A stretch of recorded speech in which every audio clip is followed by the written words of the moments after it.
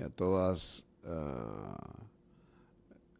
las hermanas y también a nuestras hijas, nuestras hijas espirituales y también quienes están bajo cobertura nuestra, damas, siervas del Señor. Reciban un abrazo muy cordial y que el Señor guarde sus vidas, las bendiga y las siga haciendo fructíferas en su reino.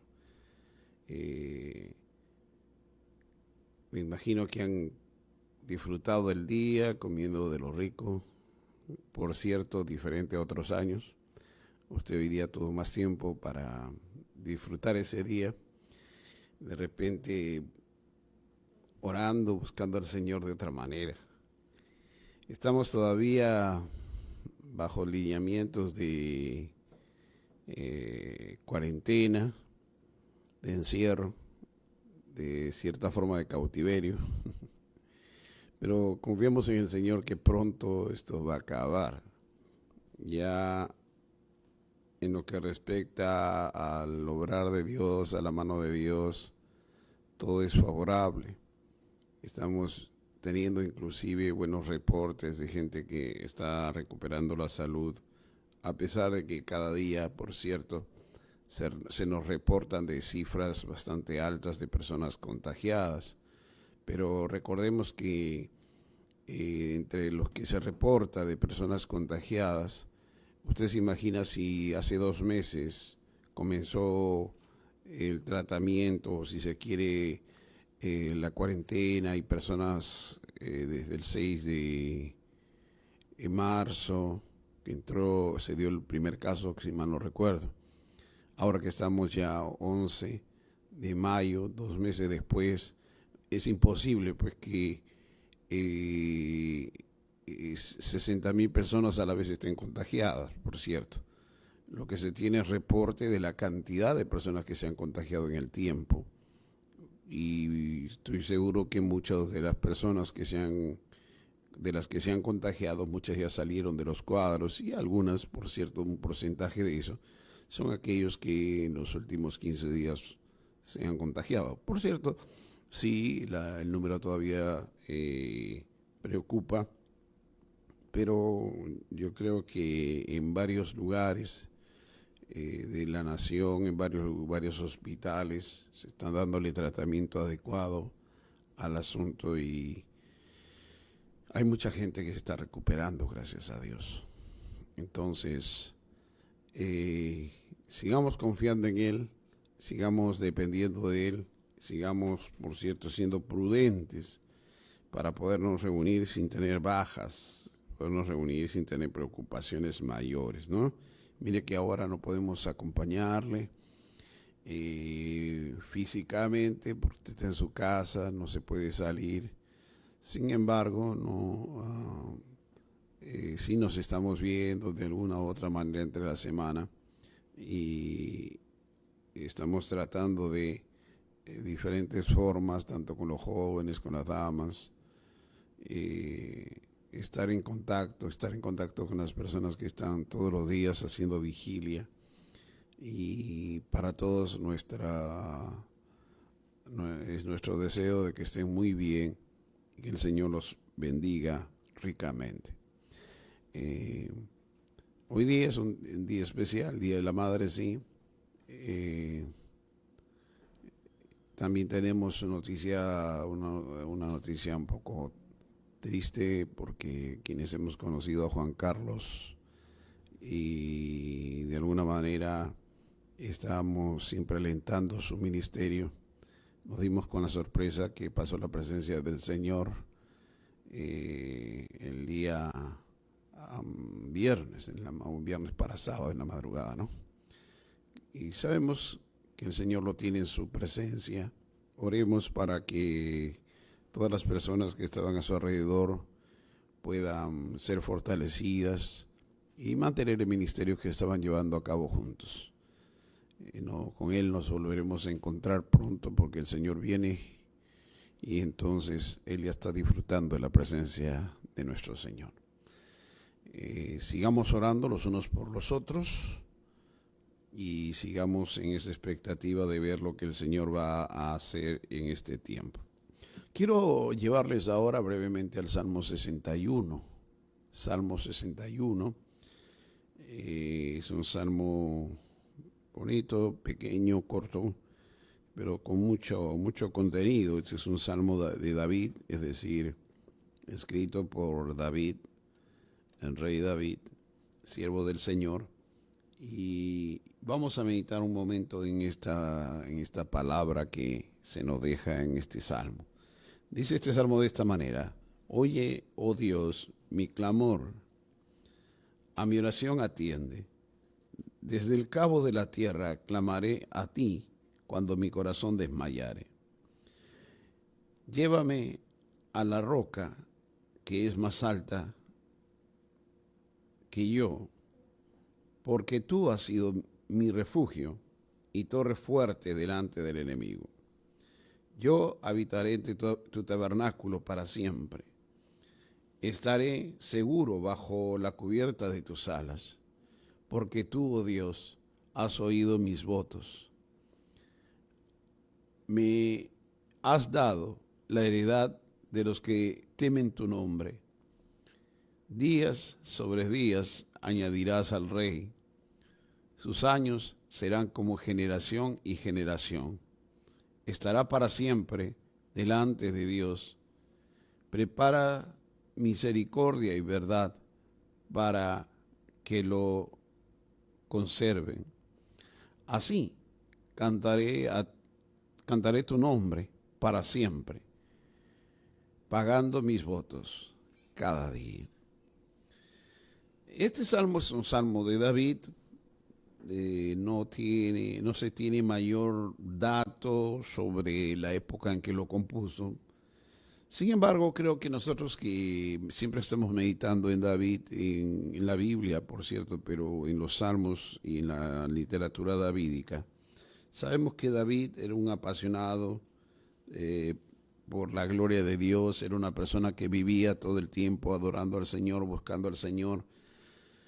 Era alguien que incentivaba al pueblo de Dios a buscar a su Señor, a conocer al Dios de la Biblia, ¿no? Porque ese es uno de los problemas más serios que hay en el pueblo cristiano. Se conoce mucho de teología, se conoce mucho de lo que se dice de Dios en los libros, pero la verdadera pregunta que debemos hacernos: ¿cuánto conocemos a Dios? ¿Cuánto conocemos a Dios? Y si hay alguien en verdad puede ayudarnos en esto, por la cantidad de material que nos ha dejado escrito, es David.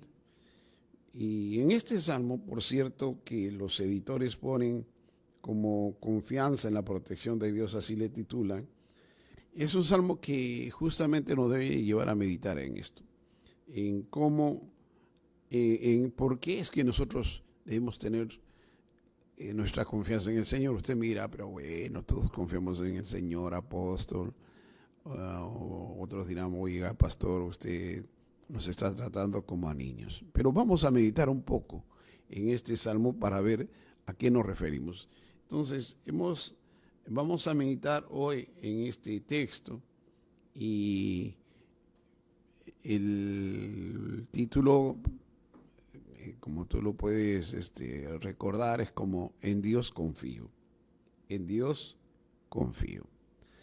David, personaje interesante, hombre de Dios, hombre escogido por Dios para tareas muy especiales, entre ellas adorarle, la más importante, ser un hombre que acariciaba el corazón de Dios y ser un hombre que velaba para que la gloria de Dios se manifieste sobre la tierra y que el reino de Dios también se haga visible en la tierra, porque esa era su tarea, reinar para Dios. Y entonces este hombre en muchos momentos pasó dificultades, persecuciones, oposiciones de sus enemigos, y poco a poco él va, por cierto, ganando espacio, ganando fuerza, no solamente experiencia, sino va logrando poner a la gente en una situación de apoyo constante hacia él, ¿no? O sea, y eso es lo más interesante que uno puede ver en David. Y David entonces consigue a un gente de otros pueblos peleen batallas por él. Ahora fíjese, en este salmo, que por cierto tiene nota de clamor, no vamos a hablar del tema del clamor de manera profunda, solamente vamos a tocar ahora otros aspectos del salmo. Dice David, oye, oh Dios, mi clamor y atiende, a mi oración atiende, le dice él, ¿no? A mi oración atiende. Y una de las cosas que quiero considerar con ustedes, este salmo por si acaso está dividido en 4 partes, de 2 versos en 2 versos, aunque en el verso 2, la segunda parte del texto ya nos habla de lo que habla el versículo 3 y 4, pero ahí lo vamos a ver un poco para hallar sentido poco a poco el texto. Dice David, clamando al Señor, que atienda su oración, que atienda su oración. Por cierto, lo que él dice en esa primera frase parece ser algo que no tiene mucho sentido, pero sí es verdad que David tenía una experiencia muy especial con Dios, y es verdad que David, cuando oraba, él podía ver la respuesta de Dios de manera real, de manera visible, de manera constante, y por qué no decirlo a veces de manera inmediata, ¿no? Entonces, David tiene la bendición de poder ver no solamente sus oraciones cumplidas, sino tiene la bendición de poder ver cómo Dios no solamente le promete cosas, sino a la vez le cumple las cosas, y entre ellos el haberle dado un reino, y un reino a él en lo personal, pero que de sus descendientes pudiera venir el Mesías, nuestro Señor Jesucristo. Pero también a él le promete que desde ese trono que él establece, no del trono de Saúl, sino del trono de aquel que Dios escoge, Dios se levantaría un trono eterno, y eso, por cierto, tiene que ver con el reinado de nuestro Señor Jesucristo. Ahora, aquí en la primera frase pareciera solamente decirnos y decirle a Dios que atienda su oración, y no dice mucho cuando en la traducción se nos pone en el verso 2 la siguiente frase que dice: desde el cabo de la tierra clamaré a ti. Y la única frase que pudiera darnos un poco de luz sobre cuál es la situación de vida, es decir, en qué situación se encuentra, es cuando él dice: cuando mi corazón desmayare, ¿no? O sea, se supone que en el texto se nos dice esto, que en situaciones de dificultad él clamaría a Dios. Y luego, cuando su corazón desmayare, o sea, ni siquiera está diciendo que su corazón desmaya ya, sino cuando su corazón desmayare, entonces él va a tener el sustento, la ayuda, la respuesta de Dios, el consuelo de Dios, etcétera, etcétera. Pero llama la atención, sí, esa frase que dice que desde el cabo de la tierra clamaré a ti, dice el texto.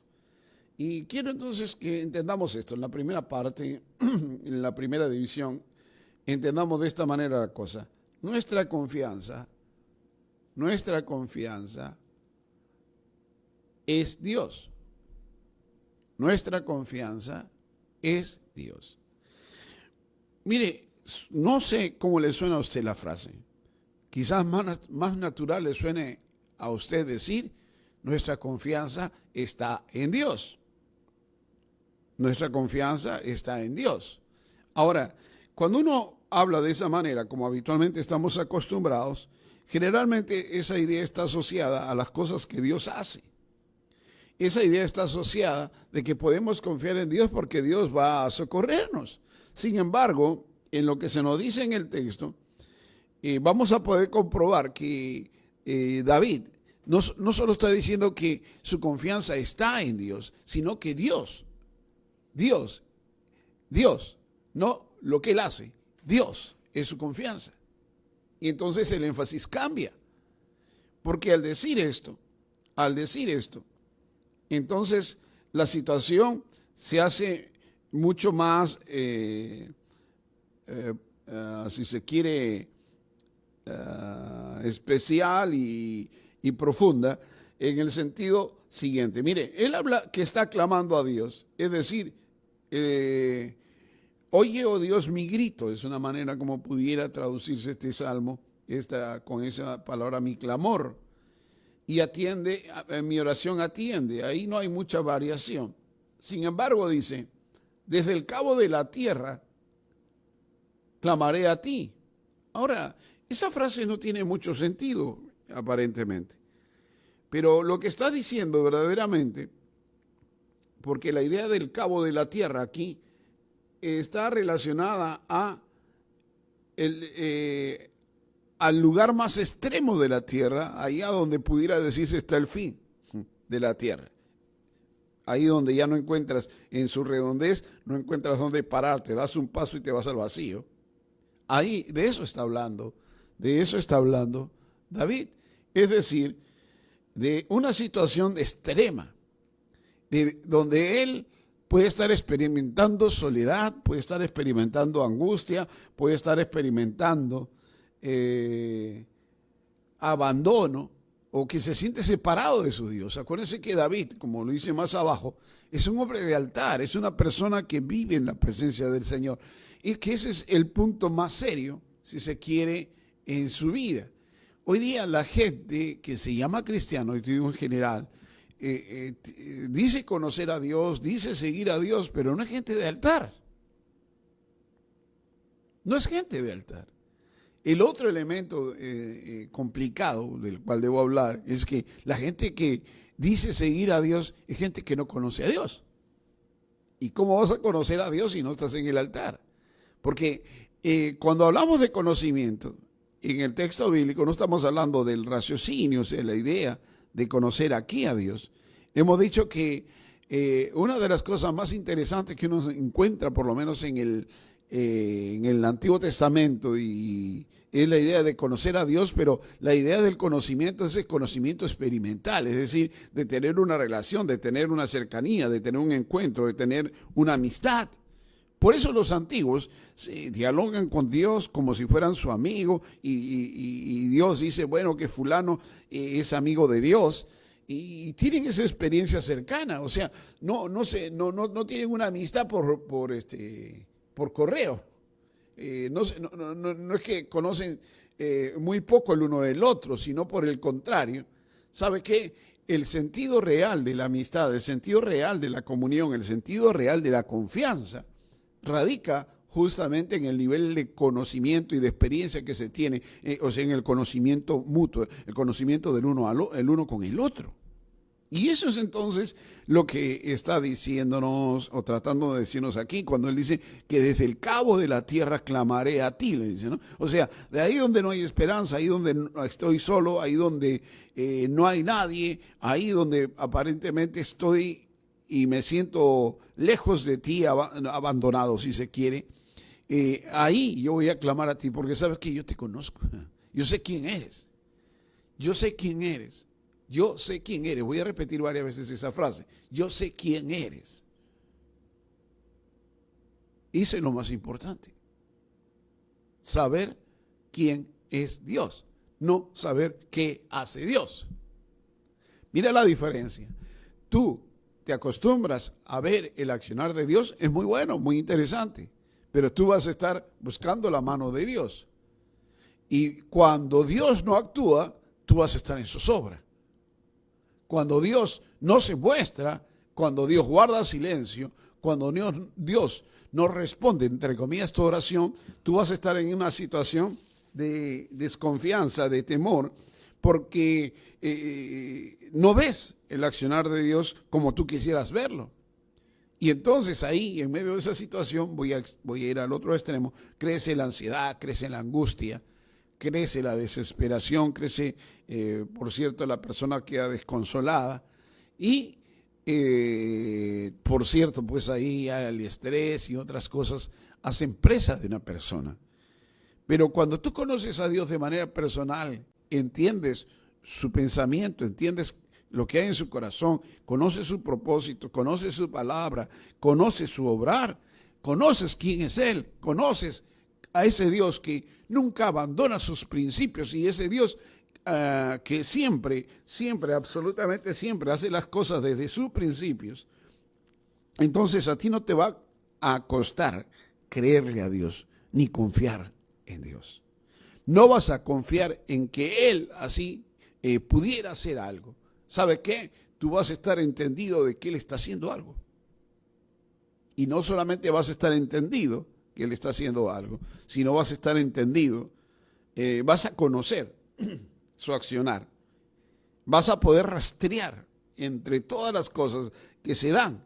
Vas a poder rastrear el accionar de Dios en medio de una situación de crisis. Y en medio de esta situación de crisis, ¿sabe qué? Si hay una cosa que va a sostener y seguirá sosteniendo a aquellos que conocen a Dios de esa manera, de manera experiencial, o sea, tienen comunión profunda con Él, será el saber que Él no tiene de propósito alguno y que en todas estas cosas, de todas estas cosas, Él va a sacar mucho provecho y tú vas a sacar mucho provecho porque dice que, dice la Escritura de manera fácil y rápida, te lo menciono, que a los que aman a Dios todas las cosas les ayudan a bien.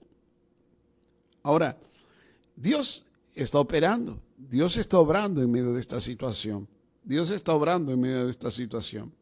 Y entonces, no importa cuán adversa aparentemente es la circunstancia que pudieras estar pasando. ¿Sabes? Tu Dios es un Dios real. Tu Dios es un Dios real. Tu Dios es un Dios real. Entonces, en esa lógica, es que David dice, mire, si en medio de una situación como esa yo desmayare, o sea, entrar en crisis, yo no voy a confiar en tu mano. Y eso está raro, ¿no? Usted me dirá, ¿qué estás hablando? Oye, espérate porque ahí se te va a acomodar el entendimiento. Antes de eso quiero decirte esto. Uno de los problemas más complicados que tú encuentras en la Biblia está relacionado justamente al conocimiento de Dios. Te lo explico fácil y rápido. Mira, en los momentos más terribles, acuérdate una cosa que Israel, hablando del pueblo en su conjunto, tanto Judá como Israel, es decir, las 12 tribus, si tú lo quieres así, o todas las tribus en su conjunto, en muchos momentos tuvieron dificultades en su seguimiento de Dios, es decir, de apartarse de Dios, rebelarse, no buscarlo, etcétera, etcétera. Y como consecuencia de esto, van al cautiverio, ya por el siglo 8 antes de Cristo, 700 y tantos,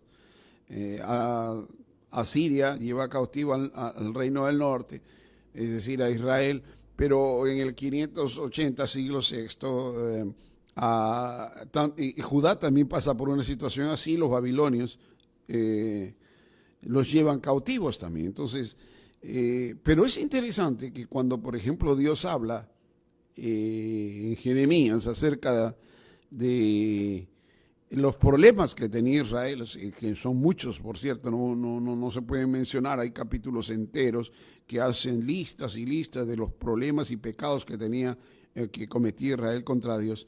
En uno de esos capítulos, el capítulo 9, el Señor le dice claramente: no se alabe el sabio en su sabiduría, ni en su valentía se alabe el valiente, ni el rico en sus riquezas. Y entonces no voy a hacer énfasis en ese versículo, es solamente para que reconozcas en qué lugar, en qué texto, 9, 23, 22, 26, 22, 23, 24, 25, 26, en qué contexto está hablando, pero dice luego, mas alábese sí, o sea, sí es posible alabarse, en esto dice, en conocerme y entenderme que yo soy Dios.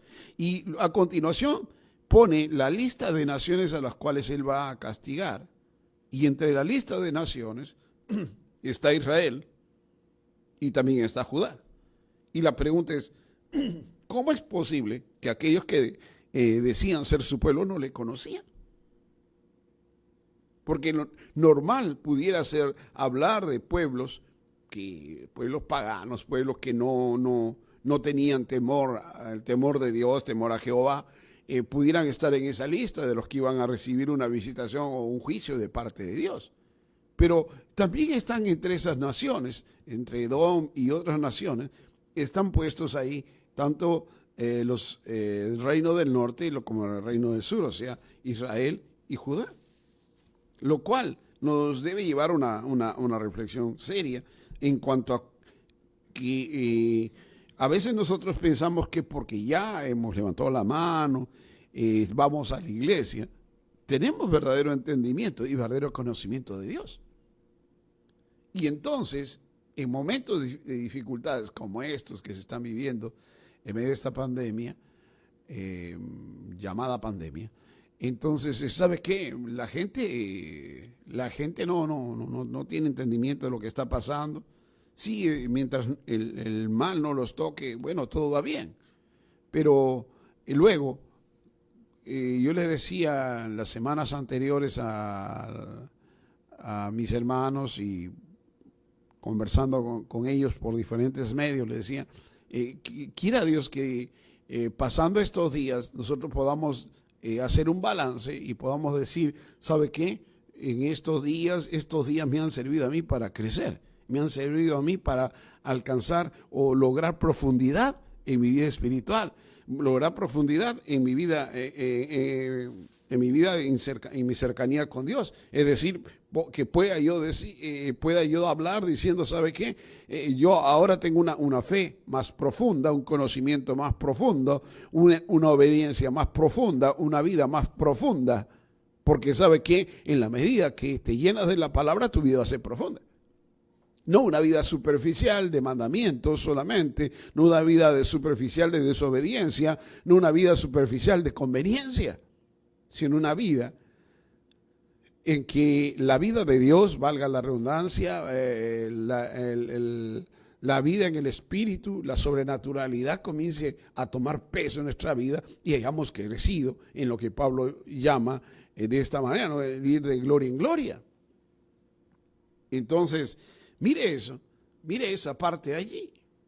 Y nosotros aquí, aunque el lenguaje último paulino no va a encontrarlo en este salmo, sin embargo, vamos a ver ciertos elementos que nos llevan a pensar en cuál era realmente el entendimiento y cuál era la profundidad del conocimiento que tenía David en torno a Dios, porque dice, o sea, acerca de su Dios. Él dice, vuelvo a leer el verso 2, dice, desde el cabo de la tierra clamaré a ti, cuando mi corazón desmayare. Llévame a la roca que es más alta que yo, le dice. Todavía es verso 2. Llévame a la roca que es más alta que yo. Y ahí cambia, por cierto, el pensamiento. Este pensamiento va de la mano con el versículo 3 y 4. Sin embargo, quiero que entiendas esto. Mira, David, en el verso 1, dice que él clama a Dios. Pero vas a ver la razón en esta parte, en esta frase, en esta última frase del verso 2. Él va a decir, llévame a la roca que es más alta que yo, es más alta que yo, es más alta que yo. Y parece ahí que está diciendo que lo ponga en un lugar alto. Pareciera que está diciendo, ¿sabe qué? Llévame a un lugar donde yo pueda estar seguro. Y lo curioso es que no está hablando de un lugar, está hablando de un ser, está hablando de que esa roca es más alta que él. No está diciendo entonces que lo lleve a un lugar, sino está diciendo que lo ponga, o si se quiere, se muestre y le muestre a ese que es más alto que él. O sea, tiene mayor estatura, tiene mayor poder, etcétera, etcétera. Vamos a dejar ahí eso. Pero, ¿cuál es la idea principal ahí? Porque cuando habla de llévame a la roca que es más alta que yo, lo curioso es que en los textos, en el hebreo, ustedes van a encontrar que hay palabras que no se dicen. O sea, cuando, por ejemplo, uno quiere hablar de, por decir así, ¿no? Dios es bueno. a veces aparece solamente, y depende si la oración es predicativa, atributiva, no quiero enredarlos con eso, pero cuando muchas veces uno encuentra en el texto que dice Dios bueno, pero lo que está diciendo Dios es bueno, y está hablando de algo que es más importante que el simplemente atribuirle algo. Está hablando de algo que es una cualidad propia, es decir, que le pertenece, que es intrínseco, que es parte de sí mismo, parte de su realidad. Y acá justamente la idea es esta, cuando dice, llévame a la roca que es más alta que yo. Lo curioso es que en los textos se habla que no solamente como la roca que es más alta que yo, sino la idea es que Dios le dé la guía perfecta, la guía perfecta, la guía perfecta. Y sabe, entonces ahí mire el sentido. Llévame o dame la guía perfecta.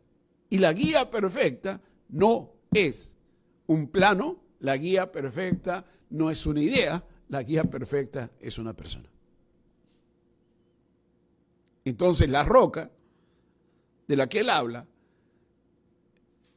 podríamos decir que es aquello sobre lo cual él va a establecer o aquello que sirve de fundamento a su fe, aquello que sirve de guía a su fe, aquello que le da certeza a su fe. Pero no estamos hablando de las cosas que Dios hace, sino siempre David está pensando en quién es Dios, quién es Dios. Entonces, si tu confianza está puesta en la dádiva, si tu confianza está puesta en la obra, entonces, ¿sabe qué? Tú siempre vas a estar en esa situación de que si no ves obra, no ves accionar, tú vas a dudar.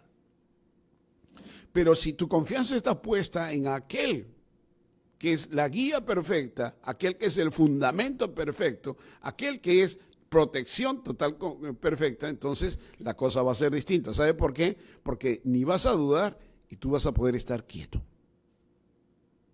Vas a poder estar quieto. Pues ¿sabe por qué? Porque Dios va a operar, porque Dios va a sacar adelante su creación, porque Dios no va a permitir que por cierto, la gente o los que quieran estar detrás de todo este asunto, que hemos mencionado mucho sobre esto, y puedes verlo en la página en Séptimo Ángel, tú vas a darte cuenta que Dios está por encima de todas estas cosas. Dios está por encima de los hombres, Dios está por encima del mismo diablo. Entonces no vas a tener problemas para creer y sobre todo para creerle a Dios, para confiar en tu Dios, para confiar en tu Dios, para confiar en tu Dios. Tienes que confiar en tu Dios. No pongas la esperanza. Mire, solo por situar esto en un plano muy directo. La gente ahorita, la gente que no conoce al Señor, y aún la gente que dice conocer al Señor, está en un plano muy particular, porque muchos están poniendo su esperanza ya sea en vacunas o tratamientos, o sea, la curación del problema de la pandemia. Sí, está bien, es interesante humanamente hablando de saber que hay manera de contrarrestar todo ese mal. Pero el asunto es que ya se están preparando inclusive vacunas que en otro momento hemos hablado acerca de qué es lo que persiguen esas vacunas. Y podemos, si se quiere, si en algún momento vamos a hacer un conversatorio ahí vía Zoom, si no nos cortan, porque todo se ha intervenido, y hablar realmente de lo que significan estas vacunas, tanto para la salud, en el sentido positivo, como el sentido negativo, y tanto para la economía de un país y la economía de aquellos que están detrás de la vacuna. Y hablaremos, pues, por cierto, cómo es que todo esto va a ayudar o no va a ayudar, va a acrecentar los tratamientos, o que las personas salgan bien de los tratamientos o las muertes. Porque todo esto es un asunto muy complejo, que no solamente tiene que ver con virus, tiene que ver con radiación, tiene que ver con varias cosas. Entonces, mira, si tú sabes quién es Dios, si tú lo conoces, o sea, tienes experiencia con Él, no te va a costar estar quieto, no te va a costar confiar. No vas a tener pánico ni temor porque Él tiene cuidado de ti. Él tiene cuidado de ti. Mire entonces, este hombre conocía a su Dios y vamos a verlo ahora porque solo el conocer a Dios es la segunda división. Solo cuando alguien conoce a Dios, entonces vive diferente, porque Dios es nuestra seguridad. Dios es nuestra seguridad. Dios es nuestra seguridad. Ese es lo que debes apuntar. Entonces, Él está diciendo aquí, llévame a la roca que es más alta que yo. Entonces, no está diciendo David que le consiga que el Señor lo ponga sobre una piedra de 3 metros de alto, ¿no? Porque usted si ha ido, por ejemplo, al Cusco, a Sacsayhuamán y a las fortalezas que hay allá, hay piedras gigantes, pues de 6, 8 metros. Hay una, creo que, si mal no recuerdo, de 12 metros de alto. Y no está hablando David que lo ponga en un lugar, una piedra alta, como si va a pasar un río por debajo y librar la inundación. No es ese el sentido. El sentido es, hazme ver nuevamente tu realidad para yo confiar. Hazme ver no solo tu poder, sino quién eres tú. Para que yo pueda estar tranquilo en medio de las dificultades, en medio de la angustia, persecuciones y todo lo que él pasaba, en medio de esas situaciones adversas. Yo quiero mirarte, quiero que tú me vuelvas a ti. Eso es lo que podría decirse. Por eso dice en el verso 3, tú has sido mi refugio. Tú has sido mi refugio. Pero antes dice que Él ha sido su roca. Verso 2, al final. Él ha sido su roca. Él ha sido su roca. Y mira el juego ahí, ¿no? Porque llévame a la roca que es más alta que yo, dame la guía perfecta, pero desde donde yo pueda fundamentar mi vida. Y la guía perfecta no es un plan, pues es Dios mismo. Cuando Dios ejecuta un plan, cuando Dios ejecuta una idea, es decir, cuando echa a caminar alguna cosa a favor de lo que está echando a caminar, no solamente son sus acciones, es decir, lo que quiere que la persona goce, lo que está echando a caminar es más que eso, es su realidad. Es decir, su amor, su justicia, su bondad, su misericordia. Él, es decir, todo lo que Él es, lo echa a caminar a favor del hombre. Y esa es la conciencia de la cual David expresa estas cosas. Entonces, Dios era su roca, el fundamento, es decir, el piso, ese piso firme, en el cual Él podía pararse en medio de cualquier situación. ¿Y sabe qué? Eso de hablar de la roca que es más alta, en todo caso, está explicado muy fácilmente en el verso 4, en un momento se los menciono. Pero luego dice, tú has sido mi refugio. Y siempre está hablando de Dios, como aquel, no dice, tú me has dado un refugio. No dice, tú me has llevado un refugio. Dice, tú has sido mi refugio. Tú has sido mi refugio. Tú has sido mi refugio. La pregunta que nosotros debemos hacernos hasta aquí es esta. ¿En verdad Dios guía nuestra vida? ¿En verdad Dios es nuestro refugio? No es que nos da refugio, sino Él es nuestro refugio. Y esa idea no es fácil de trabajar pues en la mente humana, porque ¿sabe qué? Nosotros vamos siempre pensando en lo concreto, ¿no? Queremos protección, contratamos un guardaespaldas. Queremos protección, nos metemos a un lugar seguro. Queremos protección, entonces buscamos todo aquello que pueda ayudarnos a sobrevivir. Pero todo lo que buscamos surge, o si se quiere, parte de la hechura, de la creación, de las cosas creadas. Pero Él está diciendo, no está diciendo eso. Él está diciendo, tú has sido mi refugio. Dios como su refugio. Dios. No las cosas, sino Dios. Entonces, no es la idea solamente religiosa de decir, ay, Dios es bueno, Dios nos va a cuidar. No. Porque ¿sabe qué? Entre las cosas que tú puedes encontrar de David si estudias su literatura, es que David conoce profundamente a Dios y David es alguien que sabe cuánto nos ama Dios y sabe cómo es que Dios se mueve en su dinámica, por ejemplo, esa dinámica de misericordia que vamos a ver luego, haciendo posible que todo su ser entero nos cubra. La cobertura real es Él. Recuerda que en el Apocalipsis, por ejemplo, se nos dice que Él lo va a llenar todo, Él lo va a cubrir todo, Él va a proteger todo, Él lo va a llenar, pero ¿sabe qué? Él va a hacer posible que nosotros estemos en su presencia, pero Él va a ser el templo. O sea, mira acá, ahorita nosotros decimos el Espíritu Santo está dentro de nosotros, está dentro de nuestra vida, y nosotros somos templo del Espíritu, es decir, el Espíritu está dentro. Nosotros somos el templo. ¿Sabe lo que dice el Apocalipsis? El Apocalipsis dice que este pueblo que sube, este pueblo que le va a adorar por siempre, tiene una bendición. Y la bendición es que tiene un templo. ¿Y sabes cuál es el templo? Dios. Entonces, ¿quién contiene a quién? ¿Quién contiene a quién?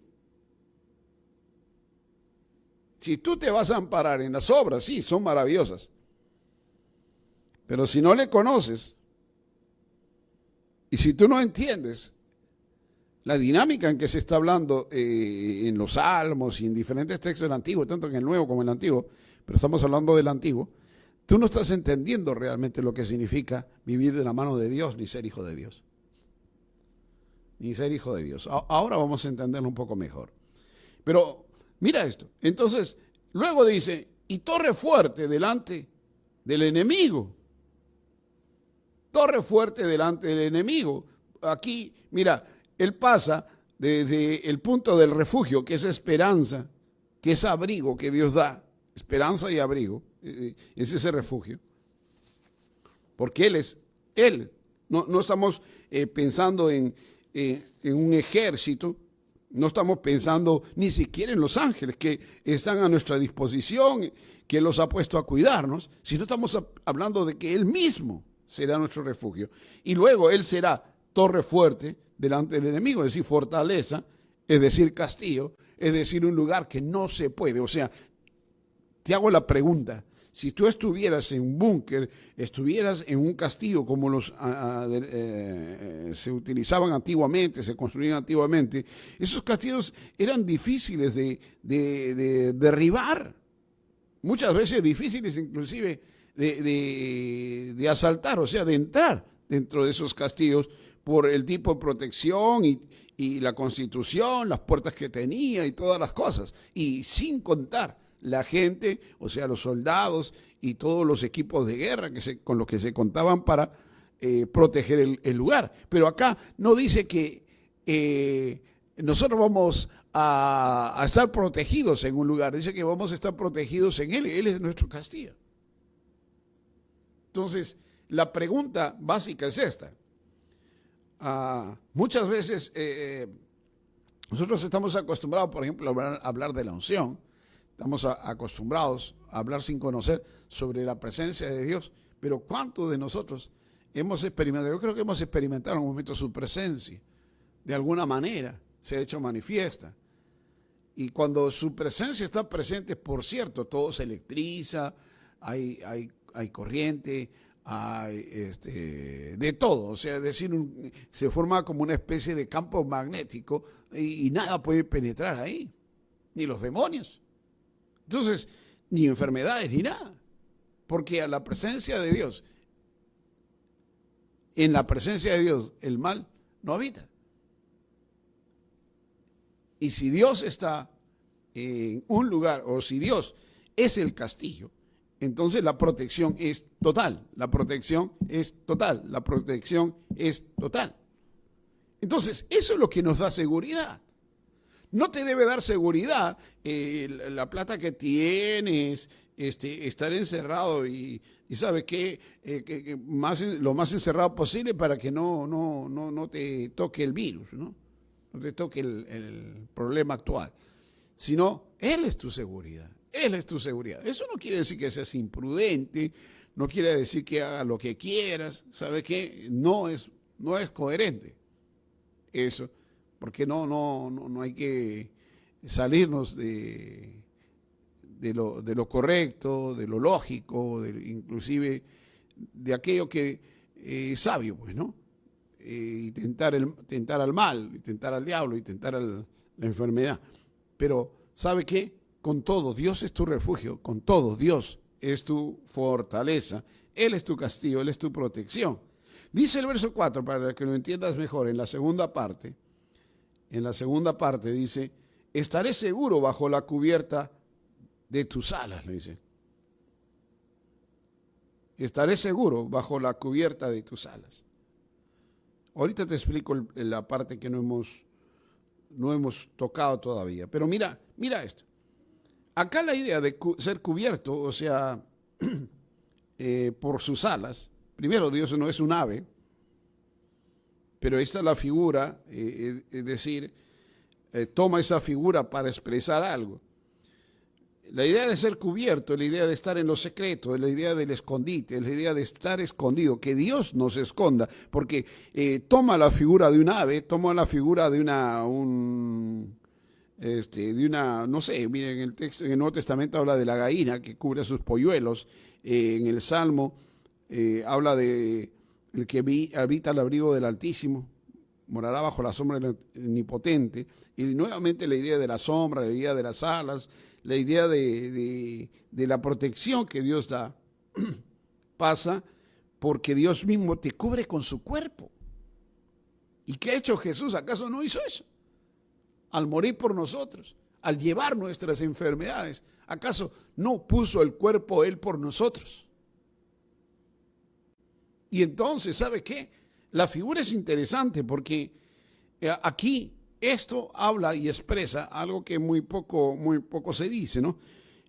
Porque la figura que se utiliza de las alas y de la gallina que cubre a sus polluelos en el Nuevo Testamento, está hablando de una situación muy especial y que en buen castellano se puede expresar como la imagen materna de Dios. Es decir, de ese ser, que no es hombre, no es mujer, Él está por encima de estas categorías, pero que tiene todas las cualidades de hombre y de mujer, porque Él nos ha hecho su imagen y semejanza. Sin embargo, a la hora que protege, a la hora que cuida, Él te envuelve con su cuerpo. Él te envuelve con su cuerpo, Él te envuelve con su cuerpo, Él te envuelve con su cuerpo, Él te envuelve con su cuerpo. Aleluya.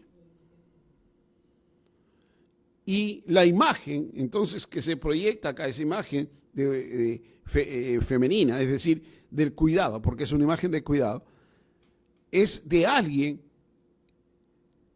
que no solamente tiene un escudo, o es un escudo, sino de alguien que te envuelve, ¿sabes cómo? Y acá viene lo bueno, y quiero que tomes esto para tu vida, que te envuelve en esa lógica de la gallina, que pone el cuerpo, que no va a permitir que nada te pase, y es la imagen perfecta de la ternura. El amor en su más alta expresión, eso que nosotros llamamos ágape, tiene una nota muy particular, y si se quiere en lo esencia, en lo profundo del ágape, está la ternura de Dios. Ese Dios tierno, ese Dios que es capaz de negarse a sí mismo, de entregarse a sí mismo, ese Dios que es capaz de darlo todo por amor de ti. Entonces, tú no estás confiando en una fuerza, no estás confiando en fórmulas doctrinales, no estás confiando en hechos. Y sí, mira, en el Antiguo Testamento hizo esto y aquello, y sabes que a Israel lo sacó de Egipto, y sabes que Dios puede controlar las plagas, sí. Pero no estás confiando en alguien que hace algo y que tú no conoces y que no amas tampoco. Debes confiar en ese ser con quien tienes cercanía, tienes comunión profunda, y ese ser que conoces al punto que dejas que su ternura te invada. Si su ternura te invadiera, tú no volvieras a ser el mismo nunca. Uno de los grandes problemas que siempre hemos mencionado por muchos años, hablando, como saben ustedes, que el tema de nuestra vida es la adoración. Años, 40 años hablando de este asunto. Uno de los problemas que tiene la gente, por lo cual la gente en general, y creyentes incluidos, que tiene por lo general es que no entiende la ternura de Dios. Y mientras Dios no te toque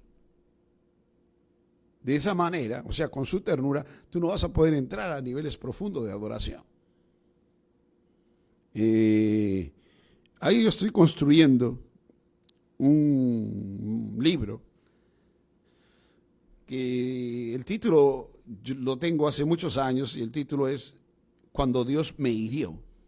Y tú sabes que en una situación como la nuestra, una situación de cualquier país latinoamericano, cualquier país occidental, en su gran mayoría de los países, y los países del mundo orientales también, ¿no? El machismo es una cosa pues tremenda, ¿no? Y uno de los grandes problemas que se tiene, por ejemplo, es que raramente tú encuentras culturas en que los hombres sean tiernos. En que los hombres, por ejemplo, sean tiernos en sus tratos con sus hijos, con la esposa, con los seres humanos.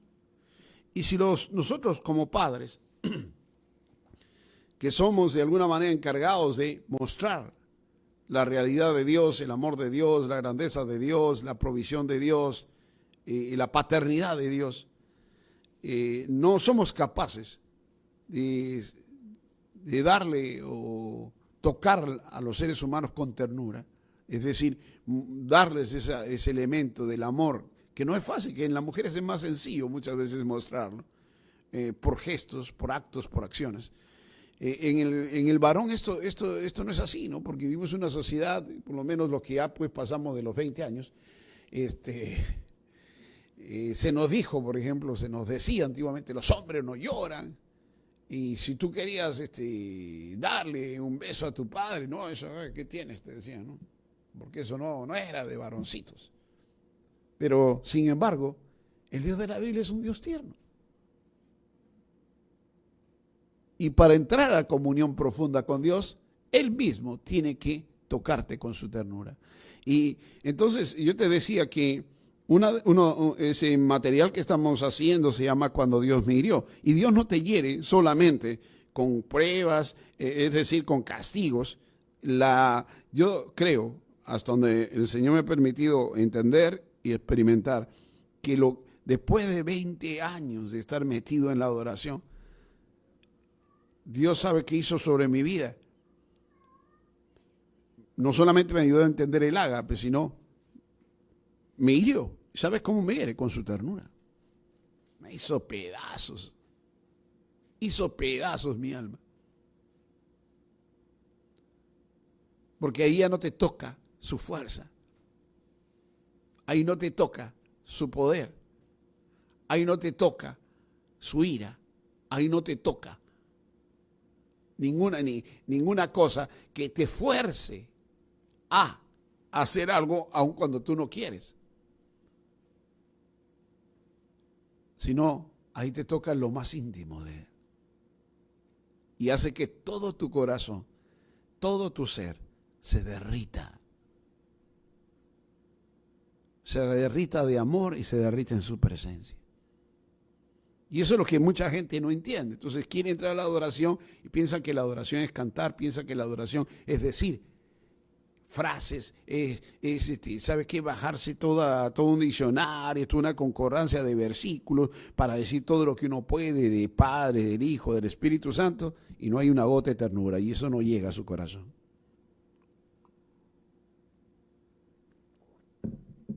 Mira esto, para que se ilustre muy rápidamente, no voy a hablar sobre eso. Pero si usted entiende, por ejemplo, la idea del Abba Padre significa Padre, Papito. Padre, Papito. ¿Y sabe qué es lo que está detrás de eso? Eso que hace que el corazón de Dios estalle en amor, en ternura, en beneficios para sus criaturas, en protección y todo lo demás. ¿Sabe qué? Tiene la huella más profunda, o sea, lo más importante de todo eso, lo que está en el centro es la ternura. Por eso a la gente le cuesta decirle padre a Dios, porque no tuvo buena imagen de padre en los seres humanos, pero la otra cosa es que aun cuando eso haya podido ser así, para ir más lejos, es decir, en la comunión con Dios, uno tiene que experimentar la ternura de Dios. Si no, la adoración no fluye. Si no, la adoración es vana palabrería, si no, la adoración no va acompañada de carácter, si no, la adoración no va acompañada de verdadero arrepentimiento, verdadera humillación. Por eso que la gente inclusive vive en el altar, dice que adora y después su carácter dice otra cosa, su forma de vida dice otra cosa a lo que dicen sus palabras. Y entonces es fácil gritar a la mujer, patear al perro, corretear al gato y todo lo demás. Porque ¿sabe qué? Lo único que está mostrando es que no hay encuentro con la ternura. No hay encuentro con esa esencia de Dios, esa parte del ágape que ya pues te lleva a lo más recóndito de su amor. ¿Sabes? Espero que entiendas la figura. Espero que entiendas la figura. Eso es como que el niño todavía no sale del vientre. Ahora, fíjate, nosotros hemos salido del vientre y no podemos regresar al vientre. Sin embargo, cuando Dios nos toma como hijos, habíamos salido como creación, pero nos vuelve a su vientre para experimentar justamente, y ojo que por el Espíritu Santo, por la obra de Cristo, por su propia ternura, nos hace experimentar lo más profundo de su ser, lo más profundo de sus emociones, lo más profundo de sus sentimientos, lo más profundo de su realidad, lo más profundo de su esencia. Dios es amor.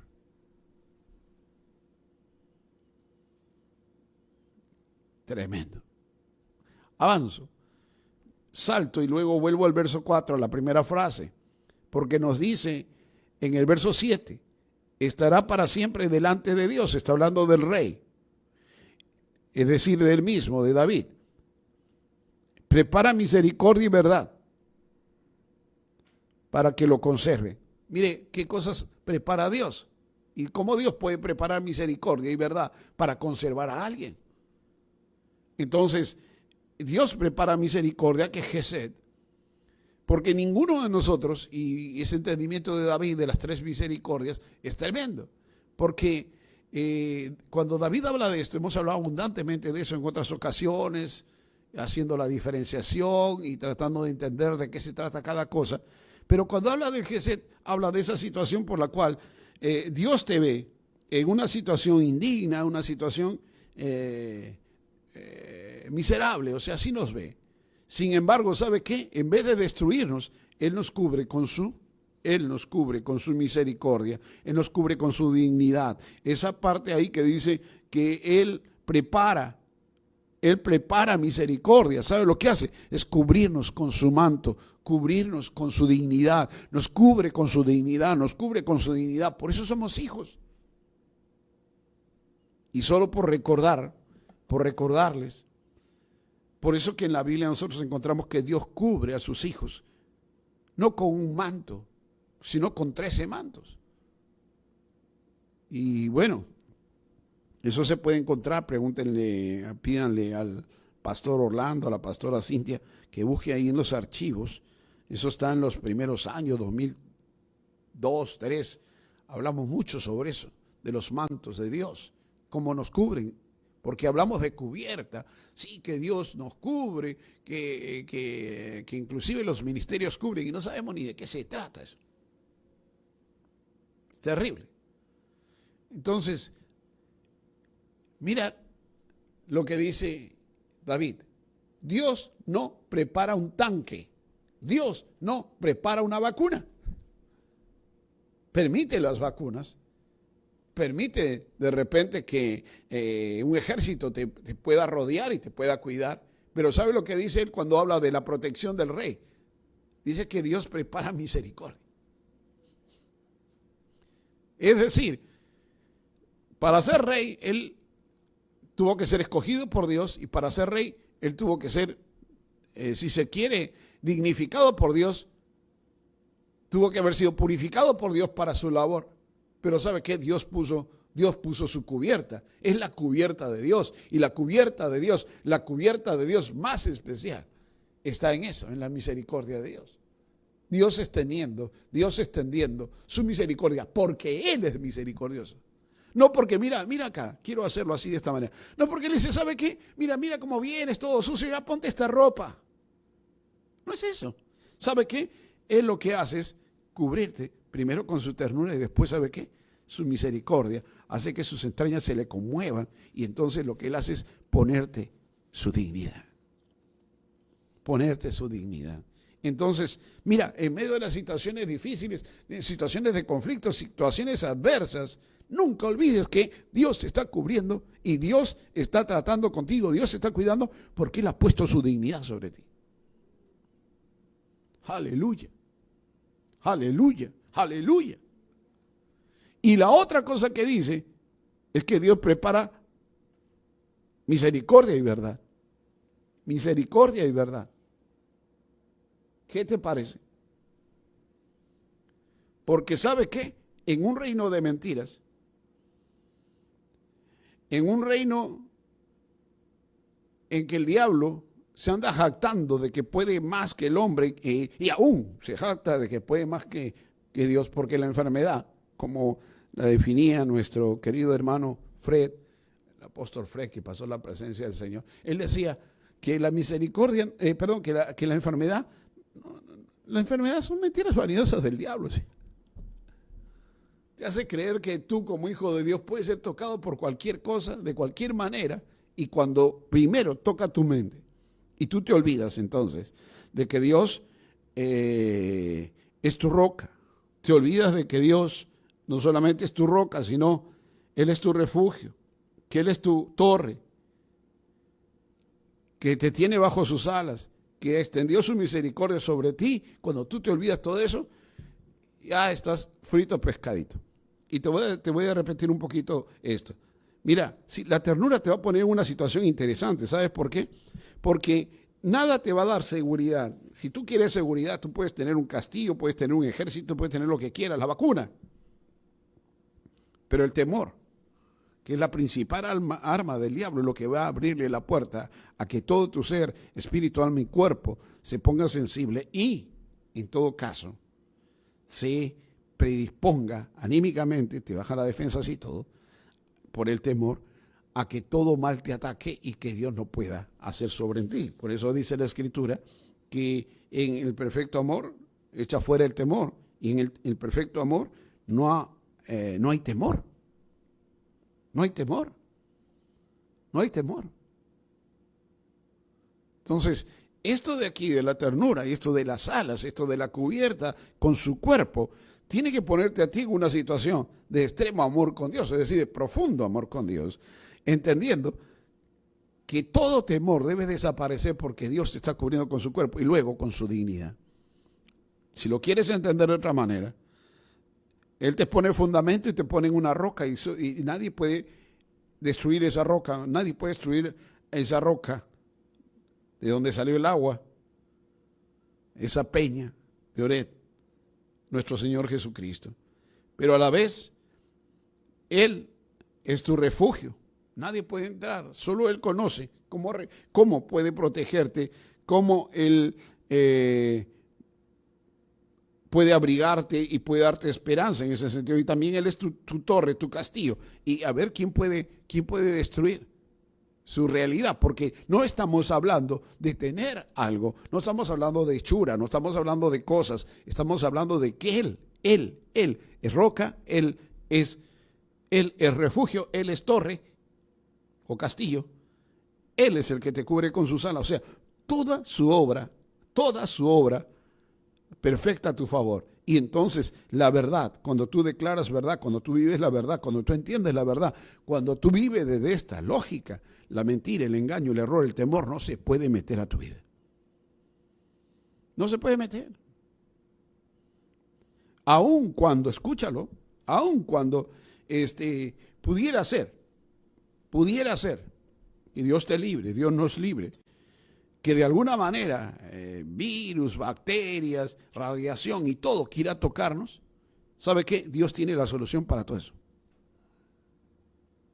Porque su cuerpo y el cuerpo de aquel que murió por nosotros, ese cuerpo nos cubre. Por eso dice Isaías, no que Él va a curar nuestras enfermedades. Él dice que fue herido con nuestras enfermedades. ¿Y qué dice? Que Él va a curar. Él va a curar. Y por sus llagas, dice. Y por sus llagas, y por sus llagas, y por sus llagas, y por sus llagas, fuimos todos curados. No dice que vamos a ser curados. ¿Sabe cómo debíamos leer eso? Que debíamos estar en un estado de salud total en Él. Entonces, ahí tú tienes 6 cosas que David dice de Dios. No dice de las cosas que Dios hace, sino de lo que Él es, que constituyen en la base de su seguridad. Y entonces, mira, el verso 4 ahora, en la primera frase, esto como que engloba todo y nos va a ayudar a cerrar esta parte muy bien, porque dice, yo habitaré en tu tabernáculo para siempre. Lo curioso, que él está pidiendo protección. Lo curioso es que él supuestamente está en una circunstancia difícil, podría estar perseguido, podría estar en peligro de muerte, qué sé yo, en tantas situaciones, porque muchas veces se describe las situaciones de él como situaciones de muerte, situaciones de persecución, situaciones feas. Pero ¿sabe qué dice? Dice que él va a habitar en el tabernáculo de Dios para siempre. Él va a habitar en el tabernáculo de Dios para siempre. Y no está hablando del tabernáculo de David, por si acaso. Sino está hablando de la presencia de Dios, el lugar de la manifestación de Dios. Es decir, el lugar donde se manifiesta su presencia. Porque en su presencia no solamente es plenitud de gozo, en su presencia no solamente vamos a ver su gloria, vamos a ver protección, vamos a ver la vida, todo, la transformación, todo se da en su presencia. Por eso los cristianos no cambian, pues. Porque quieren Dios, quieren su mano, quieren su bendición, pero no quieren su presencia. No quieren su presencia, no hay transformación, no hay protección, no hay cobertura, no hay nada. No hay nada. No hay nada. Y entonces, mira, Él no está buscando que estar en un búnker. Él no está buscando que estar en un lugar encerrado.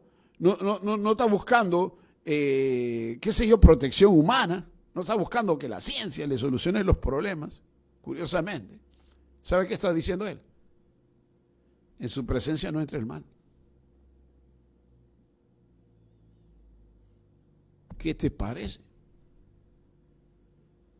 Entonces, mira, cuán importante es que nosotros reentendamos esto, vivamos esto y caminemos de esta manera. ¿Sabe por qué? Porque va a pasar el tiempo del encierro, va a pasar el tiempo de la pandemia o la falsemia. Y entonces, ¿sabe qué? Luego de eso, ¿qué? O sea, si tú no vives en la presencia de Dios, mira, ya no necesita el diablo hacer nada. Ya tú solito hiciste todo, bajaste la defensa.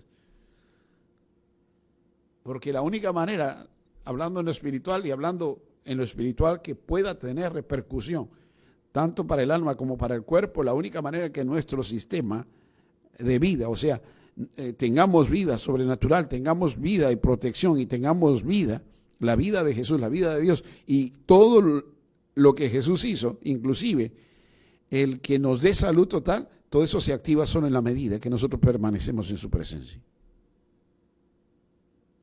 Si no, vas a tener que necesitar una operación especial, un milagro, una sanidad, liberación y cosas que Él hace. Solo eso son señales. Pero el hecho de que haga algunas cosas no significa que tú vivas en la libertad.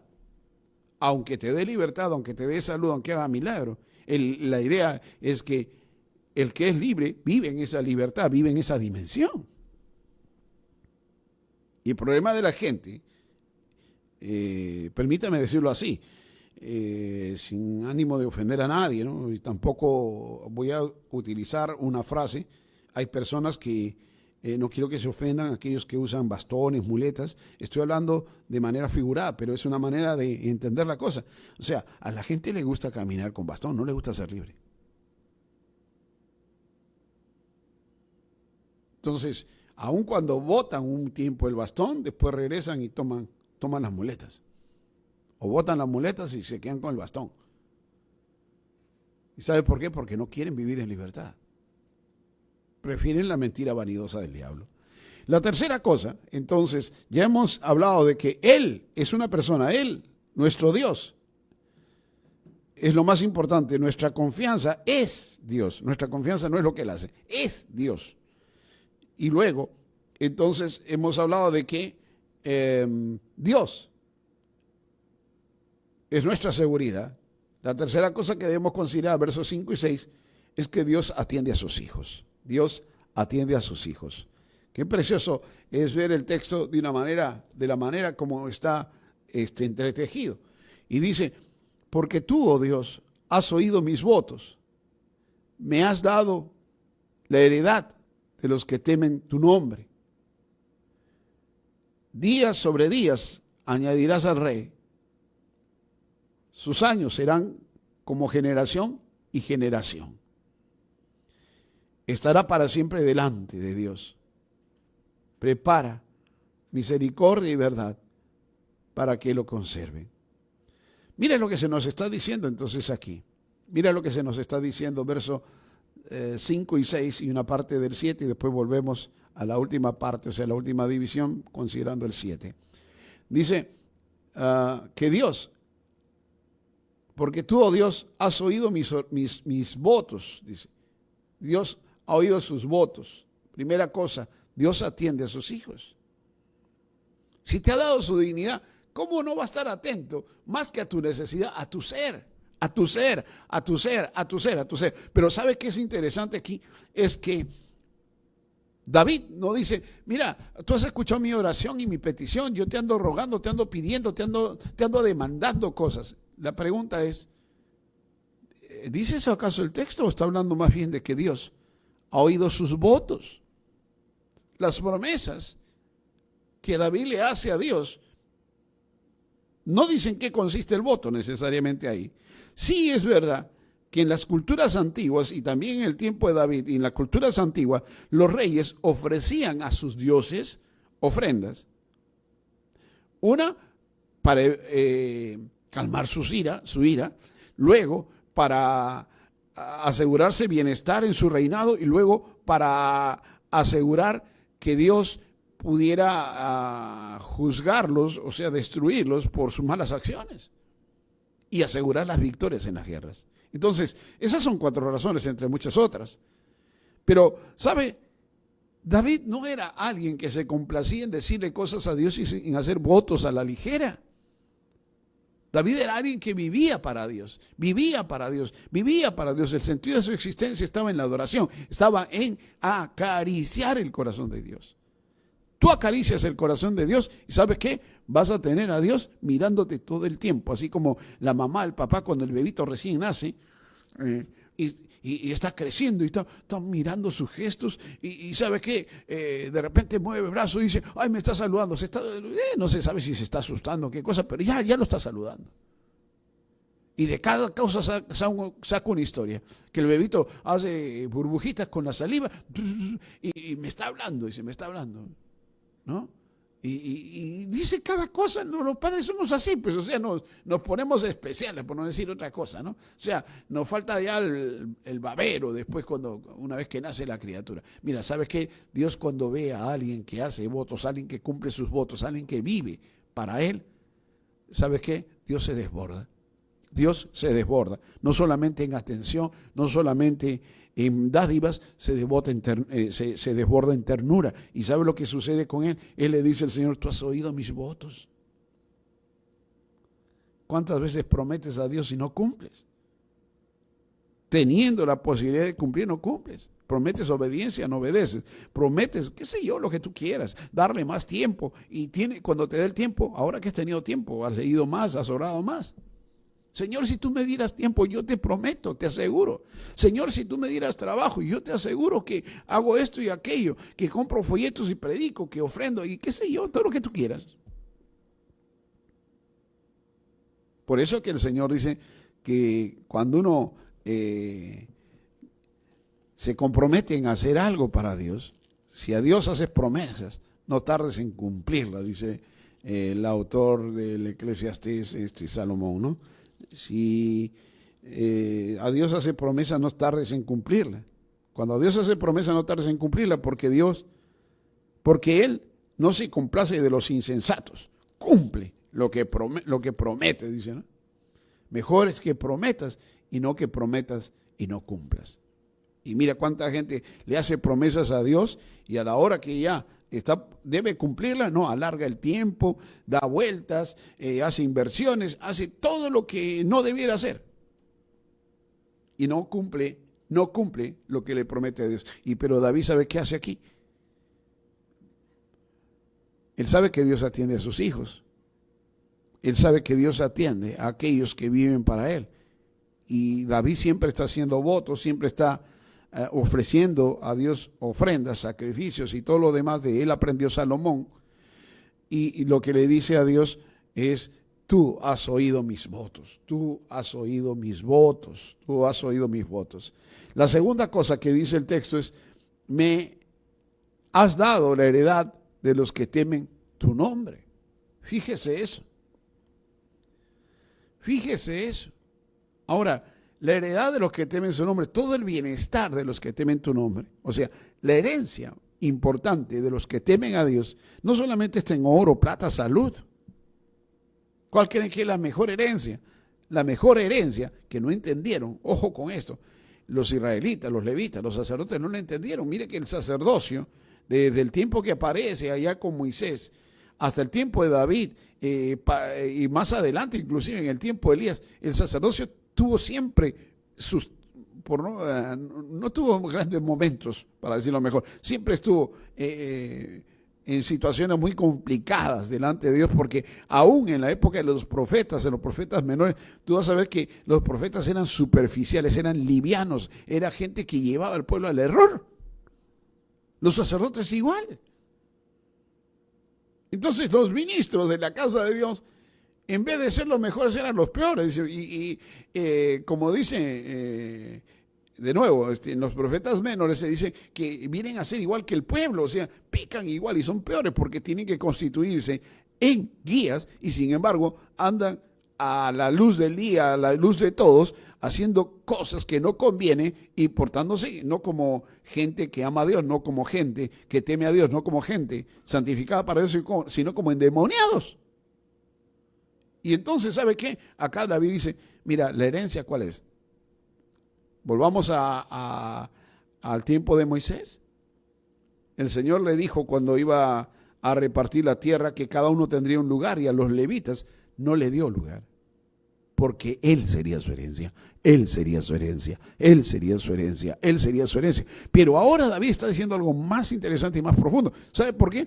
Porque si a los levitas les pertenecían por no haberles repartido un espacio, el gozar de todo el bienestar de las ofrendas y de la casa de Dios, en el caso de David, David no era sacerdote, sin embargo hizo de sacerdote, comió del pan de la proposición, no era profeta, pero fue profeta, era rey, o sea, los tres oficios estaban en él. Pero es curioso, ¿sabe qué? Que David no está hablando aquí de gozar de algo porque es parte de una tribu. Está hablando de que hay una herencia para aquellos que temen su nombre, para aquellos que temen el nombre de Dios, para aquellos que temen a Dios, para aquellos que temen a Dios, para aquellos que viven en la presencia de Dios. Porque el que teme a Dios vive en la presencia de Dios y cumple su propósito, cumple y solo vive para cumplir el propósito de Dios. Y esos tienen herencia, aquí en la tierra y también en el cielo. Y David entonces nos dice aquí que Dios le ha dado esa herencia. Esa herencia.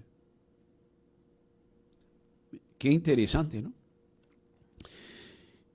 ¿Cuántos podrían decir que hasta aquí, en todos los años de vida que tiene en la tierra, ha disfrutado de la herencia de los que temen a Dios?